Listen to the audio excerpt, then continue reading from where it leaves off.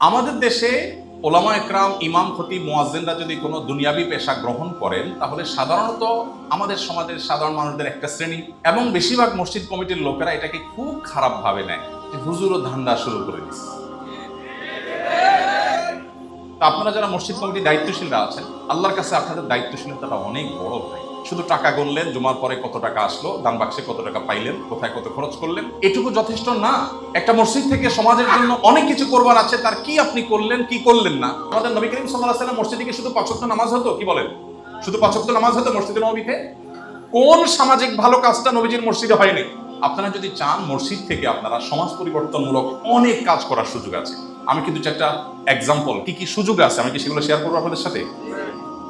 ইমাম হোক, খতিব হোক, মুয়াজ্জিন হোক, খাদিম হোক অথবা মসজিদের কর্তৃপক্ষ হোক, আমাদের মানসিকতা থাকবে খেদমতের মানসিকতা, মাতবরির মানসিকতা কারোর থাকবে না।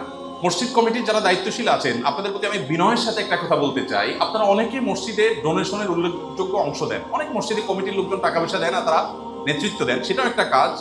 বাকি অনেক মসজিদে আছে যে কমিটির লোকজনই অনেক বেশি টাকা পয়সা দেন, এবং এই টাকা পয়সা দেওয়ার কারণে তারা ইমাম, মুয়াজ্জিন, খাদেমদেরকে মনে করেন এরা আমাদের অধীনস্থ, যেটা আমরা টাকা দিই, আমাদের বেতনে চলে, সো আমাদের অধীনস্থ। এটা একটা সম্পূর্ণ রং কনসেপ্ট। কোন অর্থে রং? আপনি যে টাকাটা দেন এটা মূলত কাকে দেন? মসজিদের জন্য যে টাকাটা দান করা হয়, টাকাটা কার উদ্দেশ্যে দান করা হয়? আল্লাহর উদ্দেশ্যে। তার মানে আমি আল্লাহকে বলছি, আল্লাহ এই টাকাটা আমি তোমাকে দিলাম, তুমি খুশি হও, আমাকে সওয়াব দাও, এই তো। তো আল্লাহ তো সরাসরি আমাদের দান নিবেন না।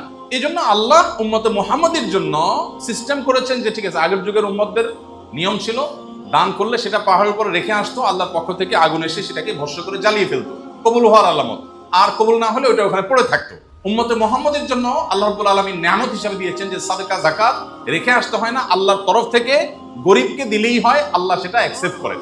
এখন আপনি মসজিদে যখন কোনো টাকা দান করলেন, এর মানে হলো মসজিদ বা আল্লাহ টাকার মালিক হয়ে গেছেন। এখন আর আপনার এখানে কোনো কিছু থাকা উচিত না। আপনি যদি মনে করেন যে টাকাটা আমার, আমি দিছি, তাহলে আর আপনার দেওয়া হয় নাই, তাহলে আপনি ঝুলে রাখলেন। ক্লিয়ার দিয়ে দিচ্ছেন, তখন বলা যাবে যে এটা আমি দিয়ে দিছি, এটা আমার কোনো সে নেই। এখন মসজিদ কর্তৃপক্ষ কি করবে সেটা মসজিদ কর্তৃপক্ষের ব্যাপার। এখানে এখন 5 টাকা চাঁদা দেওয়া লোক আর 5 লাখ টাকা চাঁদা দেওয়ার কোনো পার্থক্য থাকবে না। আমি দিয়ে দিছি, এখন আমি ওই 1 টাকা যে দিছে তার সমান হয়ে গেছি, বা যে না দিছে তার সমান আমি হয়ে গেছি। আমি দিয়ে দিছি। দেওয়ার পরে যদি আবার সে থাকে এবং প্রভাব সৃষ্টি করার চেষ্টা থাকে, তাহলে এটা দুর্ভাগ্যজনক কাজ করতে পারে। আমি এই কথাটা আমার মসজিদ কমিটির দায়িত্বশীল ভাইদেরকে এই জন্য বলছি যে ওলামা একরামের ভালো কাজের সহযোগী হয়ে আপনার জান্নাতকে আপনি কত শর্টকাট করতে পারেন এটা আপনি চিন্তাও করতে পারছেন না। একজন আলেম সমাজকে যে কত কিছু দেওয়ার আছে, কিন্তু তাদের দরকার সামান্য একটু সাপোর্ট, সামান্য একটু সহযোগিতা। আপনি যদি সেই সহযোগিতার হাতটা বাড়ায় দেন, আমি এখনো বাইতুল্লাহর তওয়াফ করতে গেলেও সেই জামাল হাজি, তার সাথে সব মিলিয়ে কত 3-4 বছরের সহস্রব হবে, তাও খুব বেশি না। এর মধ্যে লাস্টে অসুস্থ হয়ে গেছেন, দুনিয়া থেকে চলে গেছেন, কিন্তু এখনো আমি যদি একজন লোকের জন্য দোয়া করি তো তার নাম হাজি জামাল। এবং সে দোয়াটা কোনো হাদিয়ার কারণে না, দাওয়াত খাওয়ানোর কারণে না, সে দোয়াটা শুধুমাত্র এই জন্য যে আমার দিনই দায়িত্ব পালন করতে তিনি আমার সর্বাত্মক সহযোগিতা করেছেন, এবং সেটার জন্য তিনি সমাজে অপদস্থ, মার খেতে হয়েছে, জুলুমের শিকার হতে হয়েছে, কিন্তু তিনি পিছপা হন নাই। অথচ আমি একজন সাধারণ হুজুর, আমার কোনো প্রভাব নাই, প্রতিপত্তি নাই, আমি বাহির থেকে আসা একজন মানুষ, আজকে বিদায় করে দিলে কালকে এলাকা ছেড়ে চলে যেতে হবে, ওনার দরকার ছিল না। উনি এলাকার মানুষের সাথে তাল মিলায় চলতে পারতেন, কিন্তু সবার বিরুদ্ধে গিয়ে হলেও তিনি আমার যখন বুঝছেন যে আমার হুজুর, আমার বলছেন উনি প্রথম দিন যে হুজুর আপনি কোরআন হাদিসের বাইরে কথা বলবেন না, আপনি আমাকে পাবেন না, কোরআন হাদিসের সাথে পাবেন, আমি জীবন দিয়ে দিব আপনার সাথে। তো আমি আশা করব আপনারা সেই ভূমিকাটা অবতীর্ণ হবেন ইনশাআল্লাহ। আর এটা সম্ভব হবে তখন যদি আমাদের উদ্দেশ্যগুলো হয় আল্লাহকে খুশি করা। ওলামা একরাম যারা আছেন, আমার সহকর্মী বৃন্দ, ওলামা একরাম, ইমাম খতিব যারা আছেন, ভাইরা আমার, আল্লাহকে সন্তুষ্ট করার উদ্দেশ্য যদি হয়, তাহলে সেক্ষেত্রে পার্থিব বিষয়গুলো আমাদের কাছে তুচ্ছ হয়ে যাবে, খুবই তুচ্ছ হয়ে যাবে। তো আমি আমার সহকর্মী বন্ধুদেরকে বলতে চাই, ওলামা একরামদেরকে বলতে চাই, আমাদের এই জিনিসটা অনেক গুরুত্বপূর্ণ বিষয়। ভাই, মালদারদের মাল যদি আমাকে প্রভাবিত করে ফেলে, তা আমি তারা কি দাওয়াত দিব? তার মালই তো আমাকে দাওয়াত দিয়ে ফেলছে, আমি তো মাদু অলরেডি হয়ে গেছি। আমি তো কারণ মাল দ্বারা প্রভাবিত হব না, হওয়া উচিত না। তো এই জন্য আমরা যদি শুধুমাত্র আল্লাহর রেজামন্দের উদ্দেশ্যে এই কাজটা করি, তাহলে সেক্ষেত্রে সন্দেহাতীত ভাবে আমাদের কাজ অনেক বেশি শক্তিশালী হবে, অনেক বেশি বেগবান হবে। আমরা কাউকে আর দোষারোপ করতে হবে না, আমি নিজেই নিজের জায়গায় করে নিতে পারবো। আর যদি আমার মধ্যে দুর্বলতা থাকে, আমার তাকওয়ার মধ্যে, আমার লিল্লাহিয়াতের মধ্যে, আমার যদি তাহাজ্জুদ নিয়মিত না হয়, আমার যদি বৃহস্পতিবার রোজা রাখার অভ্যাস না থাকে, আমি যদি ধনী মুসল্লির পাশাপাশি গরিব মুসল্লির বাসায় যেতে না পারি, তাহলে আমার দ্বারা সমাজ পরিবর্তন করা সম্ভব হবে না। তো আমি আমার সহকর্মী বন্ধুদেরকে বলতে চাই, আমাকে বলতে চাই, ভাই আমার আপনাদের অনুপ্রেরণার জায়গা, আপনাদের অনুপ্রেরণার জন্য একটা তথ্য শেয়ার করি। সেটা হলো আজকে আসুন্নাহ ফাউন্ডেশন আলহামদুলিল্লাহ শত শত কোটি টাকার প্রজেক্ট নিয়ে কাজ করে, চ্যারিটি করে, হাজার হাজার মানুষকে বেকারত্ব দূর করবার জন্য ট্রেনিং সেন্টার, বিভিন্ন কার্যক্রম পরিচালনা করে। আপনারা অনেকে জেনে হয়তো খুশি হবেন, আসুন্নাহ ফাউন্ডেশনের সেবামূলক এই কাজের শিক্ষা বা এর সূচনা আমি যখন মসজিদে ইমাম থাকি সেখান থেকেই হয়েছে। আপনি বলতে পারেন মসজিদের ইমাম এই পরিচয় থেকেই আমার সেবামূলক কাজের শুরু, এবং সেটা আস্তে আস্তে আজ আসুন্নাহ ফাউন্ডেশনে এসে ঠেকেছে। আমার বিশ্বাস আপনারা প্রত্যেকেরই সে কাজ করবার সুযোগ আছে। 2006 বা 2007 কোন সময় যেন সিডর হয়েছিল, 6 বা 7 যেটাই হোক, এরকম কাছাকাছি সময় হবে। সিডরে ব্যাপক ক্ষয়ক্ষতি হয়েছে আমাদের দেশের দক্ষিণাঞ্চলে, বিশেষ করে আপনার বাগেরহাট, খুলনা, এই এলাকাটা। আমার পরিষ্কার মনে আছে সেই আমলে 1,13,000 কিংবা 16,000 টাকার একটা ফিগার মুসল্লিদেরকে উদ্বুদ্ধ করে আমরা একত্র করি এবং এক ট্রাক মালামাল আমরা একত্র করি।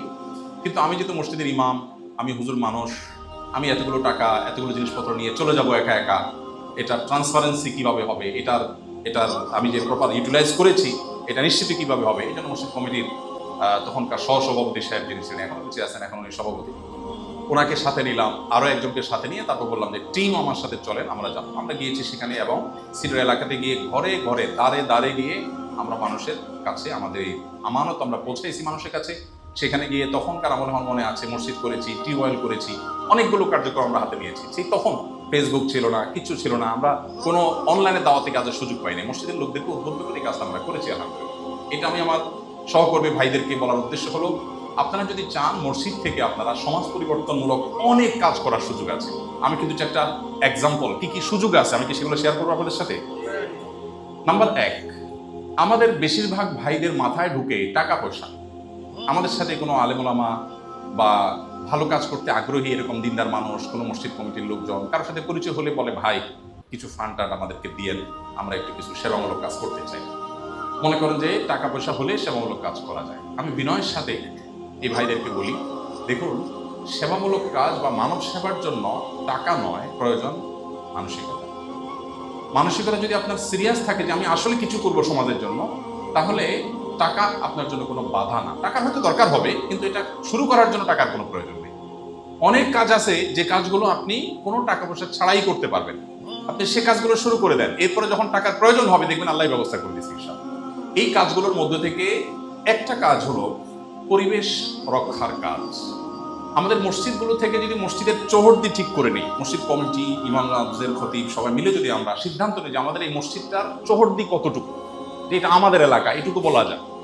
এরপর যদি আমরা ডিসিশন নেই এই এলাকাতে আমরা প্রতিদিন নিয়মিত পরিচ্ছন্নতা অভিযান চালাবো মসজিদ থেকে, এবং খতিব সাহেব নিজে ময়লার বস্তা ধরে বের হবেন, ইমাম সাহেব বের হবেন, মসজিদ কমিটির সভাপতি সাহেব বের হবেন, যার যার সুযোগ আছে বের হবেন।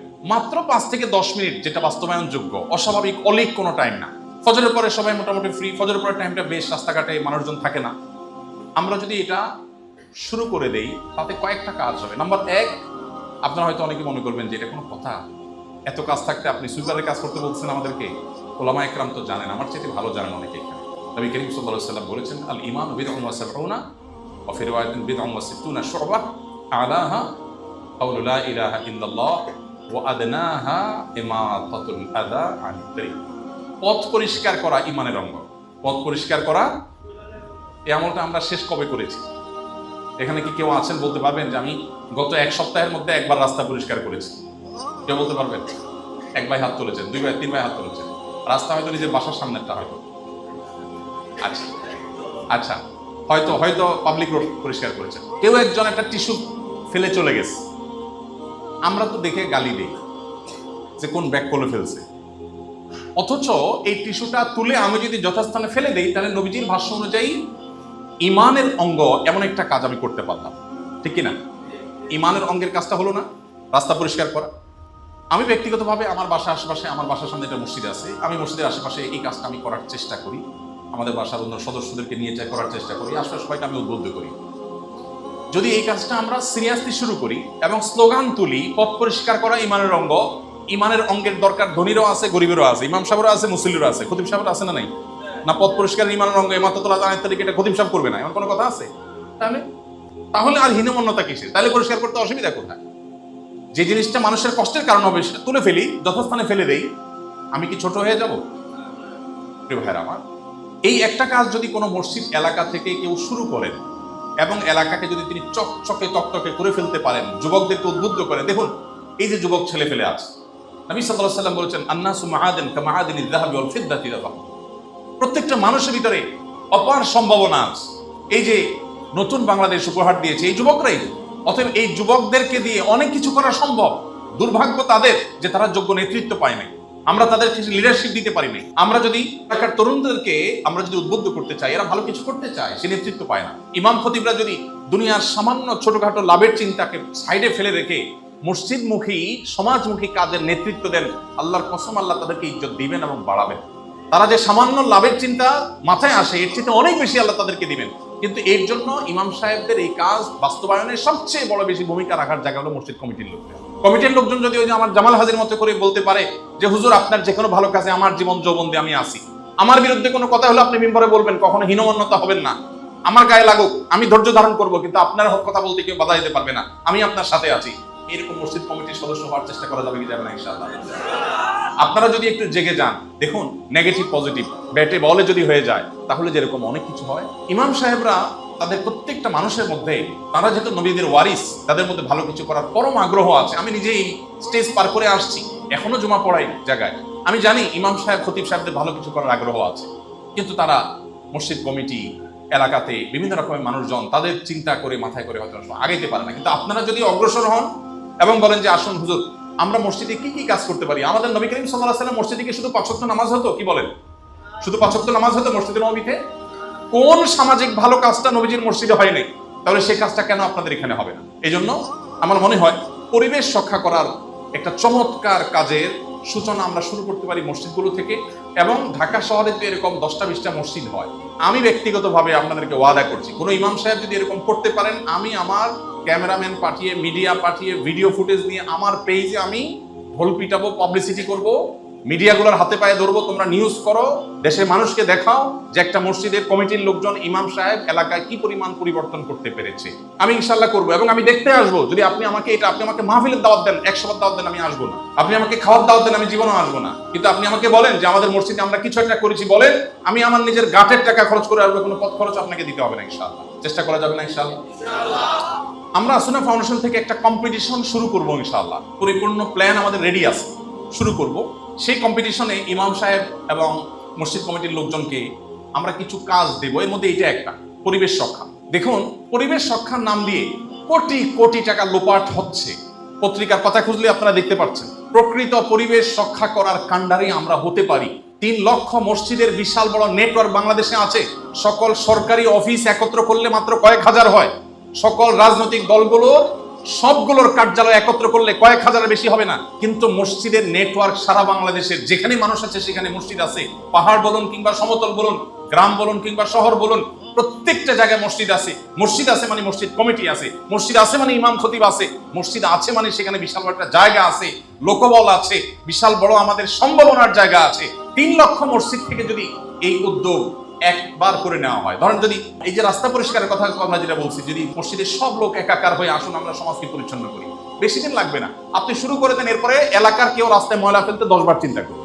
আপনি বের হয়ে যান, কারোর সাথে ঝগড়াঝাটির দরকার নাই, যে ফালায় ফালাক, আপনি শুধু পরিষ্কার করেন। দেখবেন যে লোকটা মসজিদের ধারে কাছেও আসে না সে লোকটারও বিবেকে বাঁধবে না, হুজুর নিজে এই ময়লা উঠাইতে আমি দেখছি, তাহলে আমি কিভাবে ময়লা ফেলি। আপনি মাত্র 1 মাস পরিশ্রম করেন, 2 মাস পরিশ্রম করেন, এরপরে বাকি জীবন আপনি দেখবেন আপনার এলাকা মনে হবে ঢাকা শহর থেকে নতুন একটা দেশে আমরা ঢুকছি। আপনার এলাকা ঢুকলে এরকম মনে হবে। এই কাজটা করতে কি খুব বেশি টাকা পয়সার দরকার আছে? আমি কিন্তু বলছিলাম শুরুতে যে টাকা পয়সা ছাড়া সমাজ সেবার কি কি কাজ করা যায়, এই কাজটা আপনি করেন। এরপরে আমি তো আল্লাহর উপর ভরসা করতে পারি, আপনার কাছে লাখ লাখ কোটি কোটি টাকা আসবে, আপনি খরচ করে কুলাবেন না, কিন্তু যেটুকু আপনার টাকা ছাড়া করার সুযোগ আপনি সেগুলো করে দেন। ঠিক একইভাবে মসজিদ থেকে আমরা অনেক কাজ করতে পারি। এর মধ্যে একটা হলো খাবার এক্সচেঞ্জ। এই আইডিয়াটা আমরা অনেকদিন থেকে ভাবছি যে ইমামদেরকে আহ্বান করবো, মসজিদে কমিটিকে আহ্বান করবে শুরু করতে। সেটা হলো যে মসজিদে একটা ফ্রিজের ব্যবস্থা করে, খুব অল্প একটা ফ্রিজের দাম আর কত, দরকার হলে আমরা ফান্ডিং করতে পারি। একটা ফ্রিজের ব্যবস্থা করেন, সেখানে কিছু ওয়ান টাইম বাটি রাখেন এবং বলেন ঢাকা শহরে বেশিরভাগ মানুষের বাসায়, বিশেষ করে যারা একটু সচ্ছল আছেন তাদের বাসায় তরকারি কিন্তু অতিরিক্ত থেকে যায়। এই তরকারিগুলো অনেক সময় বুয়াকে দেন, বুয়া নিজেও খায় না, ফেলে দেয়, অথবা নিজেই ফেলে দেন। অথচ অনেক ব্যাচেলর মানুষ আছে, একটু তরকারি পেলে তার বিশাল বড় উপকার হয়। তো যদি মসজিদের মধ্যে সবাই যার যার বাসা থেকে, যাদের বাসা অতিরিক্ত থাকে তারা একটা বাটিতে করে এনে তরকারিটা ঢেলে আবার বাড়িটা বাসায় নিয়ে চলে গেল। আর ফ্রিজে থাকলেও মুয়াজ্জিন সাহেব এটা কন্ট্রোল করলেন, তালিকা করলেন যে আমাদের এলাকার মধ্যে কারা কারা ব্যাচেলর আছেন বা কারা কারা গরিব মানুষ আছেন তাদের কথা কেউ জানবে না, আমানত শুধু মুয়াজ্জিন সাহেবের কাছে থাকে। তারা কারো লাগলে এখান থেকে নেবেন মুয়াজ্জিন সাহেবের অনুমতি নিয়ে, ব্যাস। এই কাজটা কি কোনো টাকা পয়সার দরকার আছে? শুধু একটা ওয়ান টাইম একটা ফ্রিজ, ব্যাস। এবং এই ফ্রিজের দাম অনেক বেশি না, অল্প দাম। তাহলে সেক্ষেত্রে আমরা এলাকায় অনেক মানুষের খাদ্য বিতরণের ব্যবস্থা করতে পারি এই অল্প একটা কাজ থেকে। ঢাকা শহরে প্রত্যেকটা ঘরে, এখানে যারা আছেন 100% ঘরে, সবার ঘরে ঘরে অতিরিক্ত ওষুধ আছে যেগুলো ব্যবহার হয় না, আছে না নাই? ডাক্তার দিছে, কোর্স কমপ্লিট করে না রেখে দিয়েছেন, তার আগে অসুখ ভালো হয়ে গেছে, ওষুধ পড়ে রয়েছে, আছে না নাই? এই ওষুধগুলো কি কাজে করে আমরা ব্যবহার করি? কোনো কাজে ব্যবহার করি? ডেট ওভার হয়ে যায়, ফেলে দেই, ভেঙে যায়, বাচ্চারা নষ্ট করে ফেলে দেয়। অথচ সামান্য একটু ওষুধ কেনার জন্য বহু মানুষ হাহাকার করছে, কষ্টে আছে। যদি মসজিদ কমিটির লোকজন ইমাম মুয়াজ্জিনদের নেতৃত্বে, ইমাম মুয়াজ্জিনদেরকে সামনে রেখে যদি তারা বলেন যে আসেন আমরা এলাকার একটা ডিসপেন্সারির সাথে আলাপ করব যে আল্লাহ ভীরু, মুত্তাকি, পরেজগার, আমলদার, 2 নাম্বারই করবে না, জীবন গেল মিথ্যা বলবে না, তারে বলি ভাই তুমি ছোট একটা বাক্স করো, আমরা মসজিদে যে ওষুধগুলো আসবে এগুলো তোমার কাছে দিয়ে যাব, সবার বাসা অতিরিক্ত ওষুধগুলো মসজিদে দিয়ে যাবে, এগুলো তার কাছে দেওয়া হবে, তুমি এগুলো এখানে রেখে দিবা এবং একটু সময় নিয়ে আল্লাহর জন্য তুমি এগুলো সর্ট আউট করবা, আলাদা করবা কোনটা কোন গ্রুপের। এরপর গরিব মানুষরা যারা আসবে প্রেসক্রিপশন নিয়ে টাকা দিয়ে কিনতে পারবে না, তাদেরকে তুমি ফ্রি ওষুধটা দিবা। কি বলেন, খুব বেশি কঠিন কাজ? এলাকায় প্রত্যেক মসজিদে একজন ডাক্তার, নার্স, এরকম অনেক মেডিকেল এডের মানুষ পাবেন। পাইলে যদি তাকে, বিশেষ করে শহর এলাকায় আপনি পাবেন, তাহলে সেক্ষেত্রে তাকে যদি আপনি বলেন যে ভাই এই কাজ আপনি হেল্প করেন, ওষুধগুলো একটু আলাদা গ্রুপ অনুযায়ী ভাগ করে দেন, করবে না ইনশাল্লাহ? তাহলে এই কাজের জন্য কি টাকা পয়সার দরকার আছে? আমি এরকম অন্তত 20টা আইটেম এখানে দাঁড়ায় এখন বলতে পারবো ইনশাআল্লাহ, যেগুলো চাইলে আমরা করতে পারি, কোনো টাকা পয়সার দরকার নেই। ভাইরাস আমরা হয়তো চিন্তাও করি না। আমি যেখানে যেটা বলা দরকার, সরকারের দায়িত্বশীল কর্তৃপক্ষ থাকলে তাদের সামনে বলি, তাদের দায়িত্বের জায়গাটা, তাদের দায়িত্বের জায়গা আছে। আবার এখানে মসজিদ, যেহেতু আমাদের মসজিদ, মসজিদের লোকজন যারা আছেন, আমরা নিজেদের থেকে, সরকারের দিকে চেয়ে না থেকে আমরা নিজেরা অনেক কিছু করতে পারি না। এই কাজগুলো করার জন্য কি সরকার বাধা দিবে? কোনো সরকার বাধা দিবে? তাহলে আমার সমস্যাটা কোথায়? শয়তান আমাকে বন্ধ করে রাখে এই কাজগুলো আমি করতে না পারি। শিক্ষামূলক বহু কাজ করার সুযোগ আছে। শিক্ষামূলক কাজ মসজিদে আমরা কোরআন শিখাই, নুরানি তালিম দেই বা সহি কোরআন শিখাই, আলহামদুলিল্লাহ এটা ভালো, এটা আরো বেগবান করা দরকার আছে। কিন্তু আমি বলি, আপনি মসজিদের আশেপাশে রুম থাকে, বারান্দা থাকে, মাসআলা সাপেক্ষে, মুফতিদের ফতোয়া নেওয়া সাপেক্ষে এলাকার গরিব বাচ্চাদের জন্য কোচিং এর ব্যবস্থা করেন ফ্রি। বহু টিচার আছে ফ্রি পড়াবে, আছে না নেই? অথবা টাকা দিলেন, মসজিদের মধ্যে এই পড়া জায়েজ হবে কিনা সেটা ফতোয়া সাপেক্ষ বিষয়, না হলে আশপাশে কোনো রুমে, কক্ষে, এমন কোনো জায়গায় ব্যবস্থা করেন যে মসজিদের সুযোগ আছে, মসজিদ থেকে উদ্যোগ নেন। দেখুন, সমাজের মানুষ যখন দেখবে ইমাম সাহেব আমাদের সব কাজে আসে, তখন আপনি সমাজের আসলে নেতা হবেন। না হলে আপনি ইমামতি করবেন না, আপনি আমামতি করবেন। আমামতি এক জিনিস আর ইমামতি আরেক জিনিস। আপনারা ওলামা ইকরাম ভালো বুঝেন। আমামতি মানে কি? সামনে যাওয়া। নামাজের সামনে গেছেন, আপনি আমামতি করছেন, আপনি ইমামতি করেননি। আপনি সামনে গেছেন শুধুমাত্র, আপনি সত্যিকারের লিডার হন নাই। লিডার তো তখন হবেন যখন আপনি আপনার প্রত্যেকটা মুসল্লির প্রত্যেকটা সুবিধা অসুবিধা চিন্তা করবেন। আপনি নবী করিম সাল্লাল্লাহু আলাইহি ওয়াসাল্লাম মসজিদে নববীর রোলটা দেখেন না? কেউ আসছেন, তার খাবার নাই, তোমার খাবার নাই, কে আছো তোমাদের, তার খাবার ব্যবস্থা করবো, আছে না হাদিস? আমরা আমাদের মসজিদ থেকে কোন গরিব মানুষের দারিদ্র্য বিমোচনের জন্য কাজ করেছি বলেন? আমরা চাইলে কেন করতে পারি না? সমস্ত মসজিদগুলোতে, এখানে যারা আছেন মসজিদের দায়িত্বশীল, প্রত্যেকটা মসজিদে ধনীদের তালিকা আছে, কোনো মসজিদে গরিবের তালিকা নেই। কেন গরিবের তালিকা নেই? ধনীদের তালিকা আছে কেন? কে কয় বস্তা সিমেন্ট দিবে, কয়টা রড দিবে, কি টাকা দিবে, সব গরিব, বড় লোকের টাকা, গরিব তালিকা আছে। বড় লোকের তালিকা থাকুক, সেটাকে আমি দৌড় দিচ্ছি না, কিন্তু পাশাপাশি গরিবের তালিকা থাকুক, যাতে করে বড় লোক থেকে নিয়ে গরিবকে আপনি দিতে পারেন। এই যে ফিতরা বন্টন, মহল্লার মধ্যে ফিতরা বন্টন, ফিতরা কারে দিবে? মানুষ পেরেশানিতে পড়ে যায়। মসজিদ থেকে যদি প্রপার বন্টন করার উদ্যোগ নেয় মসজিদ কমিটি, ইমাম সাহেব, খতিব সাহেব যদি নেতৃত্ব দেন যে ঠিক আছে গরিবদের তালিকা করি, কারা কারা আমাদের মহল্লায় গরিব আছে, যাদের ফিতরা আছে সব মসজিদ দিয়ে যান, এবং সৌদি আরবে জিনিসটা হয়, এবং গরিবদের জন্য প্রপার সিরিয়াল ধরে বন্টন করা হয়। এই বন্টনের মাধ্যমে আমরা তাদের জন্য কাজ করতে পারি। জন্য টাকা পয়সার দরকার আছে নাই? ঠিক এইভাবে বহু কাজ আমরা চাইলে সমাজে করতে পারি।